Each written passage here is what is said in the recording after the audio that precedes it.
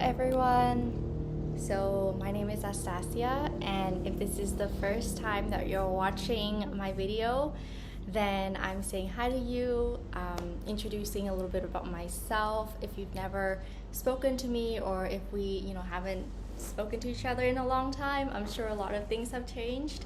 So I have been doing coaching for the past year and a half. Really, that was when I started to take this on as a career.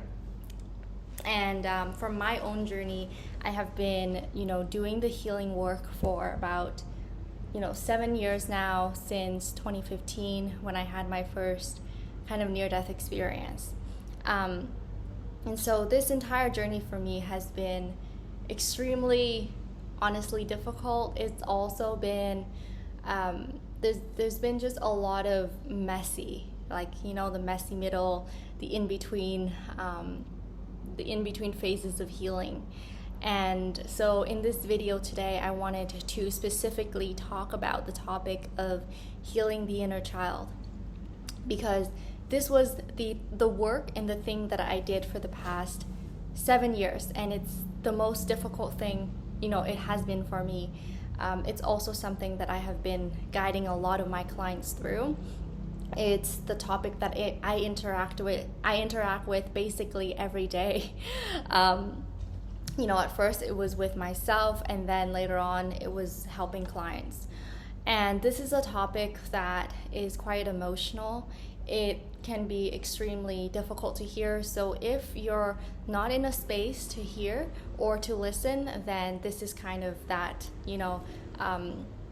it's like I don't want to call it a warning, but it's more like, this is just to let you know so that you can make your own decision whether this is the right content for you to hear or not. And so some of the things that I wanted to dive really deep in today are the problems awareness and the struggle awareness when it comes to the inner child work, and what that all really means, and how the journey of healing unfolds. So let's get started. First things first, every client that comes into my work, they come with different problems, right? So on the surface, it could be, there's this business problem. I'm not getting sales.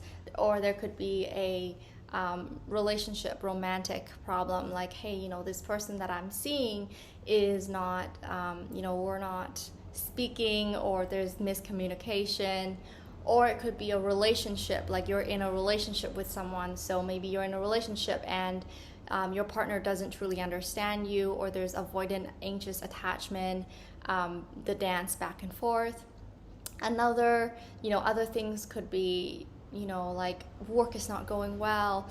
So all these issues are what I see as the surface problems, because essentially the only reason why we see those things as problems in our present day life is because deep inside there are certain roots and seeds that have created a kind of framework, a kind of paradigm, a kind of perspective that basically manifested what is in the present moment. So everything that was in the past was the seed to the fruit in the present moment.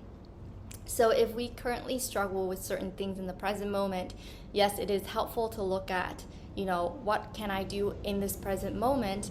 And it is also important to look at the deep roots and the seeds of where it all started, and how we can touch the roots and the seeds deeply so that we can transform, so that we can create liberation, we can remove our suffering. And this is what I've seen, it's the major work that I've done with most of my clients. So let's talk about inner child healing and who is actually, doing this work. So for a lot of us, we didn't grow up with perfect parents. But for some of us, we really, really struggle. For some of us, we struggle with, abusive parenting. We struggle with a lot of narcissism, or, we were raised in a home where there was just a lot of chaos, whether it was because we were coming from an immigrant family like myself. Immigrant families usually struggle with a lot of chaos, right? Because, immigrant parents, they move to a different country, they're struggling, they don't know the language. So a lot of the times they rely on the children, right, to help them, assist them with many, many things beside language. There's a lot of parentification. There's also, abuse in different ways. There's systematic family traumas that are being passed down. Sometimes it's sexual abuse, sometimes it's physical, sometimes it's emotional abuse or manipulation. There could be a kind of patterns of either keeping secrets in the family, not saying all the things, or just kind of putting on a face. Kind of, that's the term, right, is to put on a face to show the world that we're a certain kind of person when behind the doors is something different. There are many different family patterns that are not healthy. They're dysfunctional. There could be addiction in the family of a parent, or it could be a very sick parent who couldn't raise a child, someone who is emotionally unavailable, or someone who suffer a lot of anger issues, or depression or anxiety, or a sort of mental health issue.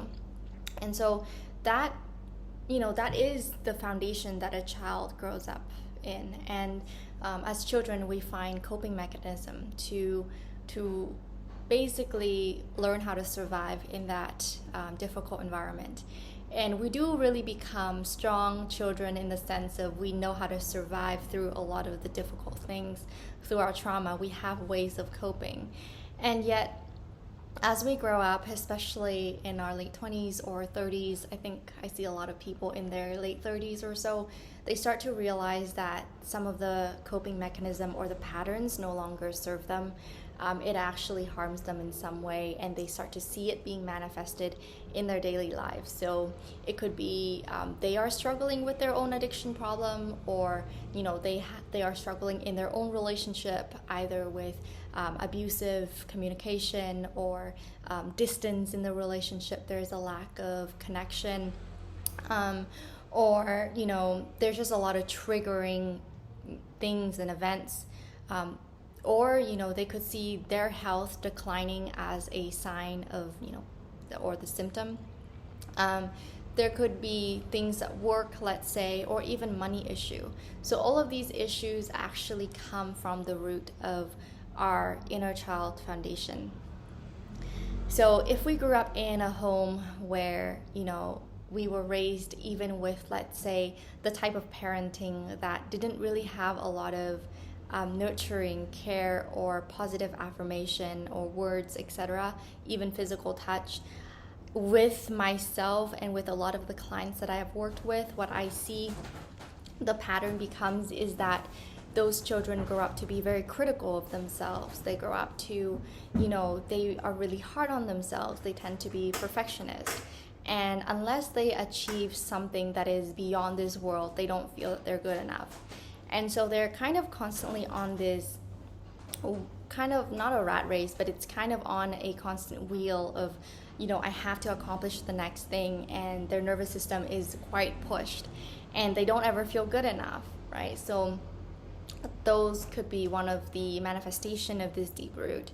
There are other ones where, I see people, in myself included, as well as in my clients, chasing unavailable patterns. And what that looks like is, of course, everything is unconscious, right? We don't consciously say, I'm going to choose an unavailable partner. We usually end up unconsciously attract those partnerships. In spiritual terms, they also call them karmic relationship. And karmic relationships are really designed for us to heal these wounds and these patterns. So when I went through that myself, that was very, very difficult. I spent a lot of time crying, a lot of grieving, a lot of confusion. Why do I feel so alone? Why do I feel so left out? Why do I feel so unloved? And why does this relationship feels like a big disconnection? And there was just a lot of abandonment wound that would come up, and I cried and I grieved a lot. And I remember actually blaming my partner. I remember blaming that, he wasn't this person and he wasn't this and that, and I just put all the blame onto him just because the struggle and the pain was hurting so much. And I can see that pattern in a lot of my clients who are currently going through this. And it's, it's not personal. It's because sometimes when we see the other partner as a mirror to ourselves and our own pattern, it becomes hard for us to take acknowledgement and to really take ownership of the things that we have to work on inside of ourselves. So essentially, these symptoms and manifestations of the problems that you see in your present life can be tied back, can come back, can be examined at the roots and the seeds of the inner child. So when we talk about the inner child, it's not like we're trying to come back to, the little baby or the kids that were within us when we were young, or we're acting childish. We're not talking about, acting childish. Essentially, inner child work, what it means is a lot of the times when we haven't learned to reparent ourselves, when we haven't learned the healing work, what we end up doing is we end up reenacting the patterns of the hurt child that was us, right, way back then. So if you were when you were 7 or 8, you used to feel really lonely and you cried for your parents because they weren't there, then as you grow up in your 20s, 30s, or even later in life, right, sometimes even 60s, as I hear these calls of all different types of clients, is you still feel those feelings and you start to interpret life or see life with that lens, because you haven't truly healed or transformed those seeds within yourself. And so you are still reenacting from those child patterns. And so what the inner child work is it's not that we're coming back and remaining the hurt child. What we're doing is we're transforming our relationship with that inner child, so that if that child was hurt, we have the opportunity to come back in this present moment to heal that child, to give that child the support, the nurturing that that child needs.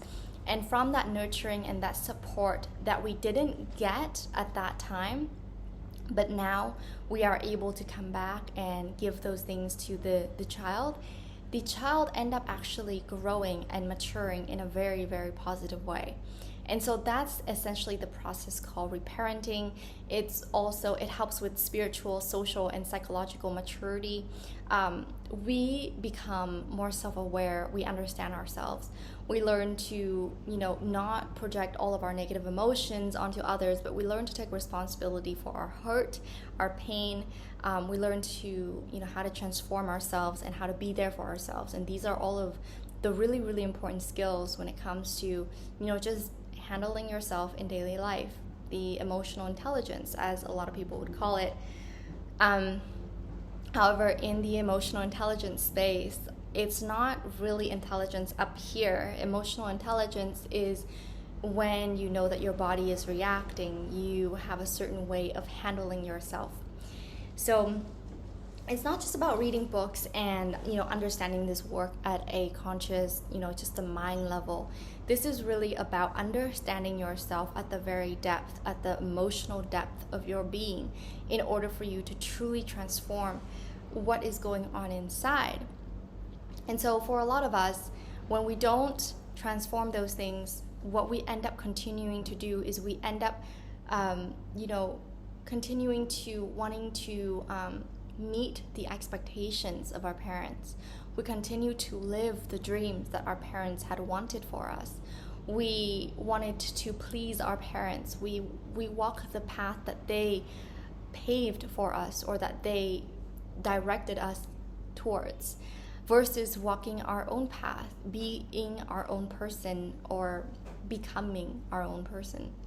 So this process is also spoken a lot about in Jungian psychology, called the process of individualization. And the process of individualization essentially requires that the individual leaves the family system and consciousness in order to discover and explore his or her own path, his or her own being, and essentially finding their own path because they've left the family consciousness, the nest. And it's also extending to the social, the cultural, right, the society expectations and standards, to really becoming their own person. So how this ties all into inner child healing work. Inner child healing work is not just about maintaining the inner child. It's about living in this world as your own person, as your own adult, as your own individual, yet you are deeply connected to the inner child, the one who is healed, the one who is happy, the one who is full of joy, the natural essence of your inner child when you were little, when you liked to play. All of those beautiful, positive quality and essence are to be connected and integrated with your adult life, so that you live a life that is truly, meaningful to you, that you do the things that are actually bringing you joy, that you actually contribute to your life in a way that you wanted, not the way that other people wanted you to do or expect you to do. And that looks in many, many different ways. It looks like, not being pressured by the standard of social life or the standard of the parents, the family, the peers, to do something or to be someone or to live up to a certain kind of lifestyle. For some people, that look like maintaining a corporate job or a certain kind of 9-to-5 job, or feeling the pressure to get married or to be with a certain type of person, a type of relationship. Sometimes it's marrying or being with someone for material wealth. Sometimes it's marrying for the status of that person in society. Or sometimes it's simply because the parents wanted the children to just have children. Or sometimes it's even the parents' choice who the children marry. That's not all the cases, but in other cases, right, more Western world, it looks like, we are reliving the patterns of our parents. And so sometimes, right, what that looks like is if our parents had an addiction to alcohol or drug, and we end up becoming addicted to working or being stressed, right? And that's not exactly, it doesn't look exactly the same as our parents, but it does resemble the pattern of some sort of addiction or dysregulated nervous system. So the inner child healing work is really about working to heal your nervous system, to heal the way that you perceive threat, danger, stress, as well as calmness and peace in your own body, coming back to your own body. Healing the inner child also, is a lot about forgiveness and grief, and really grieving the pain that we didn't receive the love we needed as a child, right? And especially, like, if you grew up in a family system that the parent was very emotionally unavailable, then that is a pain that is really hurtful, but it's a pain that is also invisible, because that parent could look like they were there for you in the sense of providing you with a home, food, and material needs, basic needs. And a lot of the times our society would say that that's enough.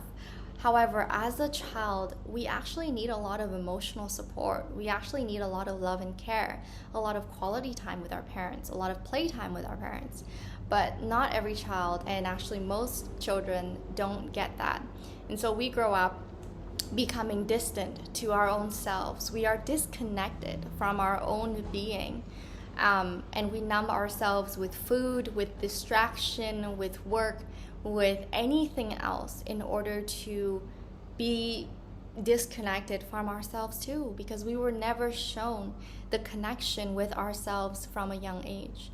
And so the inner child healing work is all about reconnecting to those pieces of you, those loving pieces of you that, it was okay to desire and need the love, right? And you didn't have to push that away. You didn't have to avoid it, right? Love was something that was safe, and it wasn't something that was dangerous. So healing the inner child, as I've seen, is really the root of most problems in life. Because when somebody is like suffering something in their work, whether it's with their boss, whether it's with asking for a raise. A lot of the times it comes back to the inner child foundation. Were you taught to speak up, have boundaries, right? And were you modeled self-worth in the sense of, you are lovable no matter what? And if those things weren't modeled to you, right, sometimes we pick things up subconsciously that we're not worthy of love or acceptance. And we bring those things into the workplace. And so we don't speak up for our needs. We don't ask for the raise. We don't talk and share our own opinions or insights with our bosses, our leaders, our peers. And those things all end up affecting our personal life and even our experience of ourselves. So the inner child healing work is something that I'm deeply, number one, passionate about. Number two, it's something that is extremely healing, and it's something that I find is so essential and critical in this time, because the earlier that you get started on this work, the more healing and positive effects you see it happens in your life. When we delay this type of work, we see more problems being manifested because those problems only continue to grow and multiplied. So if we continue to have those roots and seeds of pain and wounds, and that we don't tend to them, we don't nurture ourselves, we don't care for ourselves, then those things will become problematic as life continues to unfold. So this video is really about creating this awareness, right, in your life, in the lives of the people around you. In the later videos, I'm going to share more about the different ways to heal, different methods, and one of the ways that actually have been really effective for my clients. So that's going to be for the later videos. But for this video, I just want to share that if you're going through this alone, if you have this awareness, you are not the only person, you are not alone, and it is an extremely difficult path, right? Some days you feel like you've got it, some days you feel like, yes, I understand what I need to do, how to set boundaries, all the things, and then some days you just realize, like, I'm in a dark hole. I don't know how to set boundaries. I have absolutely nothing that makes sense in my life right now. My emotional self is a wreck. So sometimes we have those days that just feel extremely difficult. And sometimes we have days where we're like, I've got this. I understand what this means. So we can find ourselves going through those waves and know that this is a part of the process. This is a part of the journey. Over time, as we continue to heal, it does get more stable. It does become easier. But sometimes the emotional waves, the ups and downs, is what we experience.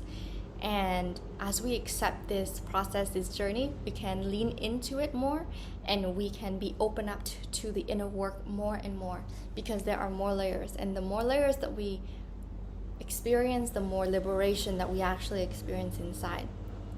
So I will leave the video up to this point. If you have found this useful, helpful, supported in some way, I would love to hear from you. And if you desire to share this with somebody in your circle, your friend or family who would benefit from this, I would be so grateful to be sharing this work with those around you. And if you have any feedback for me, if you really like this, or there are certain things you want to hear more from me, I would love to hear that from you as well. And so for today, it's been a pleasure to spend time with you. I hope to spend more time with you in the future on other topics, or even more in depth with this topic. So thank you so much for tuning in today. I hope you have a wonderful day, week, month, year, wherever you are. And I hope that all the good blessings are coming your way, and that you're receiving that in every moment of every day. So until the next time, I will see you then. Bye.